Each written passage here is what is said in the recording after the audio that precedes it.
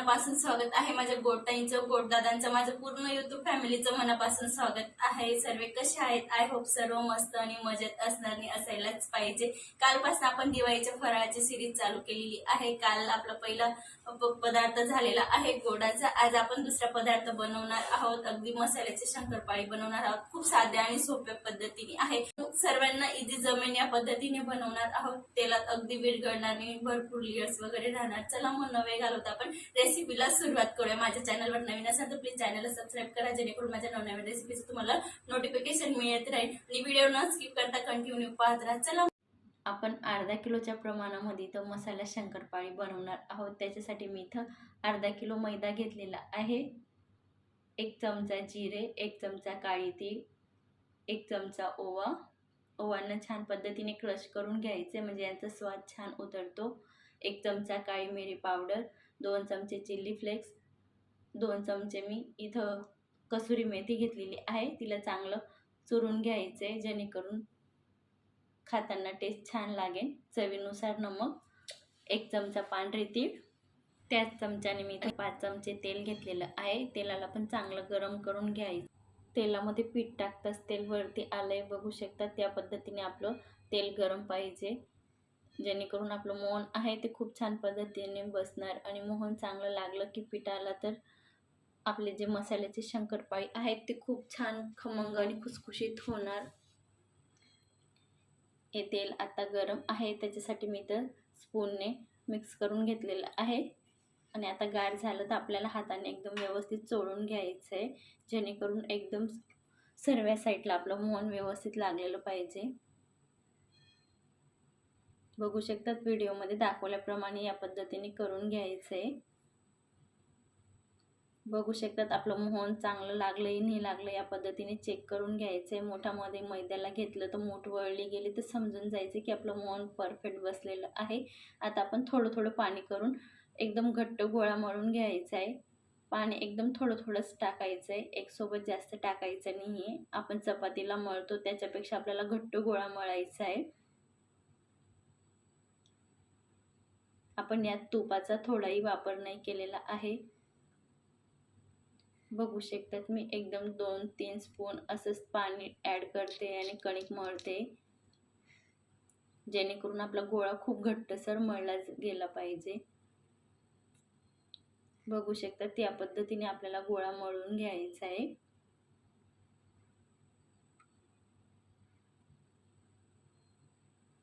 बघू शकतात असं फिंगर उमटलं की समजून जायचं की आपलं मसाले शंकरपाळ्याचा गोळा परफेक्ट मळला गेलाय। आपण 10 मिनिटासाठी रेस्ट करायला ठेवूया। आता आपण स्लरी तयार करून घेऊया। इथे मी 2 स्पून तूप घेतलेलं आहे, साजूक तूप, आणि 2 स्पून इथे मी कॉर्नफ्लॉवर घेतलेलं आहे। तुम्ही याच्या जागेवर मैदाही वापरला तरी चालेल।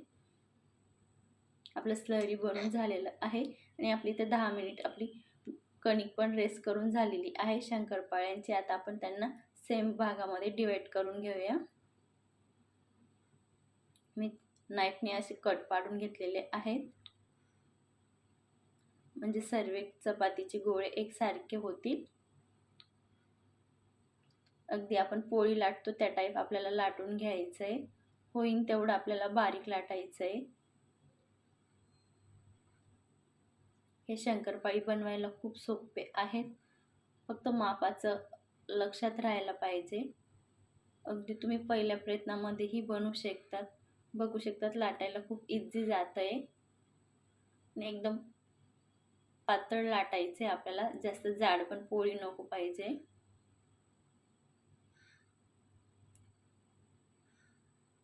बघू शकता तुम्ही मी सर्व साईडला एकदम व्यवस्थित एकसारखी लाटून घेते, जेणेकरून आपले शंकरपाळी आहेत ते सर्व लेयर एकसारखे आले पाहिजे, जाड बारीक नको आहे आणि खायला पण खूप छान लागणार एकसारखे राहतात तर, आणि तळले पण खूप लवकर जातात। बघू शकतात इथं माझं शंकरपाळ्याचं पहिलं पातळ लाटून झालेलं आहे। आता आपण ताटामध्ये थोडं मैद्यालाच टाकून घ्यायचं आणि त्याच्यावरती जे आपलं पातळ लाटलेलं आहे ते टाकून घ्यायचं आहे, जेणेकरून चिपकणार नाही। आता आपण सेम प्रोसिजर करून अजून दुसरं पातं पण लाटून घ्यायचं आहे. असंच आपल्याला सर्व पाती लाटून घ्यायचे. इथं मी 4 पातींचा लेयर लावणार आहे, जेणेकरून आपले जे शंकरपाळींना लेयर खूप छान पद्धतीने येणार.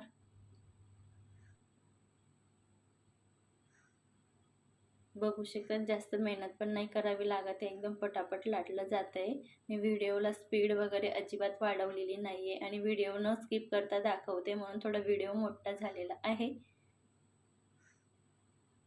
पण तुम्ही नवशिके असाल किंवा पहिल्यांदाच बनवत असाल तरी तुम्ही या व्हिडिओ बघून आरामात अर्धा किलोचे मसाला शंकरपाळी बनवू शकतात. इथं माझे 4 पाते लाटून झालेले आहेत. आपल्यात स्लरी आहे ती लावून घ्यायची, सर्व साईडला एकदम व्यवस्थित लावून घ्यायची. आता आपण वरून थोडं मैदा टाकून घ्यायचं आहे. याच्यावर आता आपण दुसरं पातं टाकून घेऊ. त्या पात्याला पण सेम आपल्याला स्लरी लावून घ्यायची सर्व साईडला. स्लरी लावताना सर्व साईडला व्यवस्थित लागली जायला पाहिजे, याची काळजी घ्यायची आहे. बघू शकतात मी एकदम छान पद्धतीने एकदम पातळ लेयरमध्ये लावून घेतलेली आहे. आता वरून थोडं मैदा टाकून घ्यायचं आहे, जेणेकरून आपलं वरचं पातं चिपकणार नाही आणि तेलात टाकताच आपले लेयर सुटतील शंकरपाळींना. मी इथे टोटल 4 चपातींचं लेयर लावते. आता आपण फोल्ड करून घ्यायचं आहे व्यवस्थित. मी व्हिडिओमध्ये दाखवते या पद्धतीने फोल्ड केलं तर खूप छान पद्धतीने शंकरपाळींना लेयर येणार. मी या पद्धतीने फोल्ड करून घेतलेलं आहे. आता आपण कट करून घेऊया. कट करून मी थोडा मैदा लावून हलक्या हाताने लाटून घेते. जास्त जोर वगैरे लावायचा नाहीये, अगदी हलक्या हाताने लाटायचं आहे. खूप इझी लाटलं जात आहे, बघू शकता तुम्ही. आपल्याला जाडसरच लाटायचं आहे, जास्त बारीक पण लाटायचं नाही आहे. तुम्हाला व्हिडिओमध्ये तर पुढं बघायला भेटेलच. बघू शकतात किती छान पद्धतीने लाटलं जात आहे.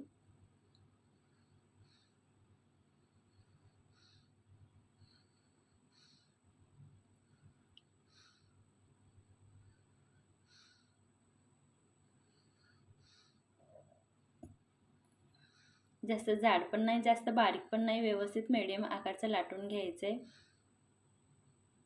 बघू शकतात या पद्धतीने लाटून घ्यायचं आहे. आता आपण कट करून घेऊया.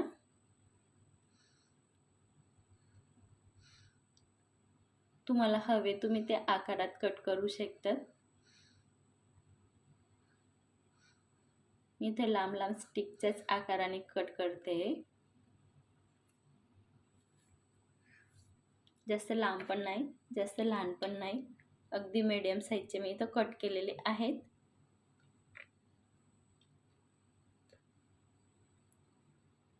तेल जास्त गरम पण नको आहे, जास्त थंड पण नको आहे, मीडियम पाहिजे तेल गरम.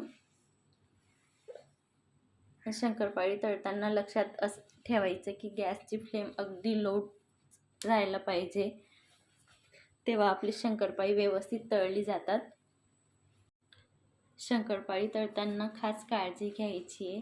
अगदी लो टू मीडियम फ्लेमला शंकरपाळी तळायची आहेत आणि तळताना थोडा टाईम जास्त लागतो, पण खूप खुसखुशीत आणि खूप छान पद्धतीने लेयर सुटतात. जर तुम्ही हाय फ्लेमला जर शंकरपाळी तळणार तर आत तशीच कच्ची राहतात, ती वरून कलर वगैरे चेंज होऊन जातो, पण खायला एवढी छान लागत नाही आणि अगदी 2 ते 3 दिवसात शंकरपाळी नरम पडतात. बघू शकतात हलका बदामी कलर चेंज झालेला आहे. टोटल मला इथं 7 ते 8 मिनिट लागलेले आहेत तळायला.